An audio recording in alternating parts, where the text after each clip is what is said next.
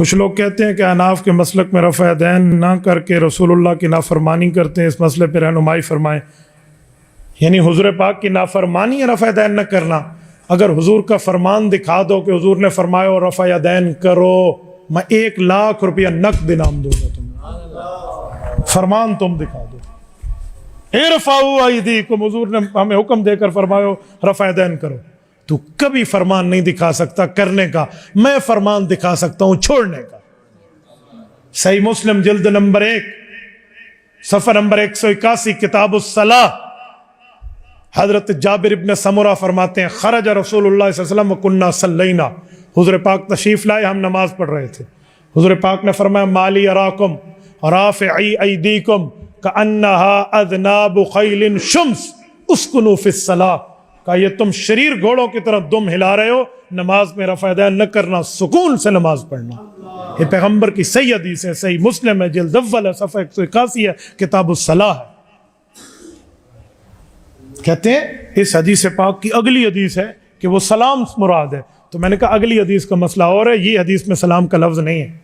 مولا علی قاری رحمہ اللہ فرماتے ہیں رواہ مسلم ویفید النسخ، مولا علی قاری اس کے تحت اس کی حاشیہ لکھ لیں، فرمایا یہ امام مسلم کی روایت ہے اور اس سے رکوع کا رفع الیدین منسوخ ہونا ثابت ہوتا ہے۔ تو پیغمبر علیہ الصلوۃ والسلام کا فرمان میں نے پیش کر دیا۔ اچھا ایک بندے نے تمہیں یہاں تک کہا کہ مولانا اس حدیث میں ہے گھوڑوں کے دم کی طرح نہ ہلاؤ، تو گھوڑا دم جو ہے وہ دائیں بائیں ہلاتا ہے، اوپر نیچے نہیں ہلاتا، تو رفع دین تو اوپر نیچے ہوتا ہے، تو پھر یہ گھوڑے کا دم کیسے ہے؟ میں نے کہا سادے بندے، سرور کائنات اس دھرتی کے سب سے عقل مند فرد ہے، حضور پاک نے گھوڑا نہیں فرمایا، شریر گھوڑا فرمایا۔ صلو کما رأیتمونی اصلی، کہتے ہیں جی بتاؤ رفع الیدین کا حکم کہاں ہے؟ بخاری مسلم دونوں میں رفع الیدین کا حکم موجود ہے، بخاری مسلم دونوں میں حدیث ہے۔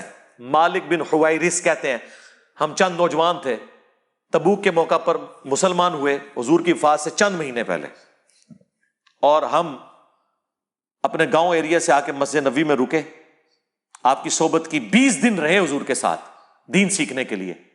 کہتے ہیں پھر ہمیں گھر کی یاد ستانا شروع ہو گئی۔ ایک اچھا ٹیچر وہی ہوتا ہے جو فیس ریڈنگ کر لے۔ آپ تو کہتے ہیں نا حضور آپ کے زمانے میں ہوتا تو آپ کے ساتھ ہی رہتا، جو اس زمانے میں تھے انہوں نے اپنے کام بھی تو کرنے تھے نا، یہ دنیا میں نظام چل نہیں سکتا۔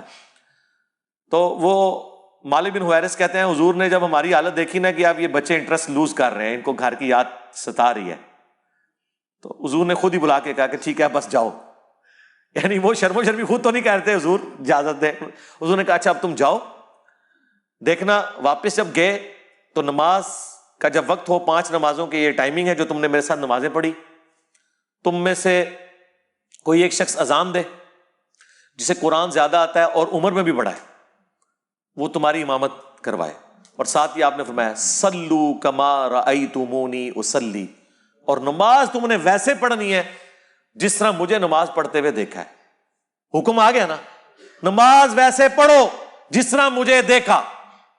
اب اس کے بعد حضور کو کہنے کی ضرورت نہیں ہے کہ میں نماز جب شروع کرتا ہوں تو دیکھو میں اللہ اکبر کہتا ہوں تم بھی اللہ اکبر کہو، میں ثنا پڑھتا ہوں تم بھی ثنا پڑھو، یہ تو کہنے کی ضرورت نہیں ہے۔ بخاری مسلم دونوں میں حدیث ہے اللہ نے مجھے جوامع کلمات کے ساتھ مبعوث کیا کہ بات مختصر کرتا ہوں اور مفہوم گہرا۔ ایک جملے میں رفع الیدین کا حکم، تسبیحات کا حکم، ارکان کا حکم آ گیا نا۔ مالک بن حویرث جو یہ حدیث روایت کر رہے ہیں انہی سے پوچھ لیں کہ حضور نماز کیسے پڑھتے تھے، وہ تابعین کو نماز سکھا رہے ہیں اور کہہ رہے ہیں کہ اس وقت نماز پڑھنے کا میرا ارادہ نہیں تھا، میں صرف اس لیے نماز پڑھ رہا ہوں تاکہ تمہیں بتاؤں کہ نبی علیہ السلام نماز کیسے پڑھتے ہیں۔ بخاری مسلم دونوں میں موجود ہے، انہوں نے نماز شروع کی تو دونوں ہاتھ کانوں تک اٹھائے، مسلم میں کانوں تک ہے اور بخاری میں صرف الفاظ ہیں کہ ہاتھ اٹھائے۔ جب رکوع میں جانے لگے تو دونوں ہاتھوں کو بلند کیا کانوں تک، یعنی انگلیوں کے پورے کانوں کی سیدھ میں اور ہتھیلیاں کندھے کی سیدھ میں، اور رکوع سے سر اٹھایا تو ایسا کیا۔ اور بخاری میں یہاں تک ہے کہ مالک بن حویرث ہر طاق رکعت میں جب تک بیٹھ نہ جائیں دوسری رکعت کے لیے کھڑے نہیں ہوتے تھے، یعنی پہلی اور تیسری رکعت میں بیٹھ کے اٹھتے تھے، یعنی جلسہ استراحت۔ نبی اسلام سے انہوں نے دیکھا، جو لوگ کہتے ہیں حضور بوڑھے ہو گئے تھے اس لیے جلسہ استراحت کرتے تھے، تو حضور نے مالک بن حویرث کو کیوں نہیں کہا کہ میں بوڑھا ہو گیا ہوں، تم نے ڈائریکٹ کھڑے ہونا ہے پنجوں کے بل، اور وہ پھر ضعیف روایت ترمذی سے لے کے آتے ہیں, امام ترمذی نے خود لکھا یہ روایت صحیح نہیں ہے. دیکھو اندازہ کرو, ہماری روایت بخاری مسلم میں, اور اس سے بڑھ کر بخاری میں 6251 نمبر حدیث ہے. ایک صحابی نے جب تیزی سے نماز پڑھی تھی, حضور نے کہا السلام علیکم کا جواب دیا, وعلیکم السلام کہا, دوبارہ نماز پڑھ تو انہوں نے نہیں نماز پڑھی, 3 دفعہ ایسے ہوا, چوتھی بار اس نے کہا حضور سکھا دیں. آپ نے فرمایا تھا سکون سے وضو کرو, قبلہ رخ کھڑے ہو, قرآن پڑھو, رکوع میں جاؤ, پھر آپ جب سجدے میں پہنچے آپ نے فرمایا سجدہ کرو, پھر 2 سجدوں کے درمیان بیٹھو, پھر دوسرا سجدہ کرو, پھر بیٹھو, اور پھر اگلی رکعت کے لیے کھڑے ہو. یہاں تو حضور نے حکم دیا جلسہ استراحت کا, حنفیوں نے چھوڑ دیا. تو ہم تو اصلی روایتیں بخاری مسلم میں جس پہ ساروں کا اتفاق ہے, جسے کوئی ضعیف نہیں کہتا, اس کی تائید میں وہ روایتیں لے کے آتے ہیں جن میں اختلاف ہے.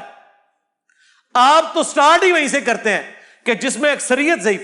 24 محدثین نے ابن مسعود کی حدیث کو ضعیف کہا ہے, 24 ڈبل 12, سوری وہ یہ نہ ہو آپ کہیں وابی کے بھی 24 بنتے ہیں اور گدھ کے بھی 24 بنتے ہیں, حروف ابجد, ڈبل 12, جن میں احمد بن حنبل جیسے بڑے امام, عبداللہ بن مبارک جو احمد بن حنبل سے بھی بڑے امام ہیں, امام حنیفہ کے اپنے شاگرد, ان کا قول 256 نمبر حدیث کے کانٹیکسٹ میں امام ترمذی نے نقل کیا کہ عبداللہ بن مبارک کیٹاگوریکلی کہتے تھے کہ رفع الیدین کرنے والے کی حدیث ثابت ہے اور نہ کرنے والی کی حدیث ثابت نہیں. وہ کراچی کا مفتی کہتا ہے نہیں انہوں نے سند پہ بحث کی ہے. سرکار سند پہ نہیں, انہوں نے آپ کے پورے رفع الیدین کو فارغ کیا ہے. وہ کہتے ہیں ابن مسعود کی حدیث ثابت ہی نہیں ہے. اور امام ابو داؤد نے بھی کمنٹس نقل کیے وَلَيْسَ بِصَحِيحٍ عَلَى هَذَا الْمَعْنَى کہ یہ ابن مسعود کی حدیث ان معنوں میں درست نہیں ہے. اور یہی روایت مشکات والوں نے جب نقل کی, انہوں نے بھی ابو داؤد کے کمنٹس نقل کیے ساتھ.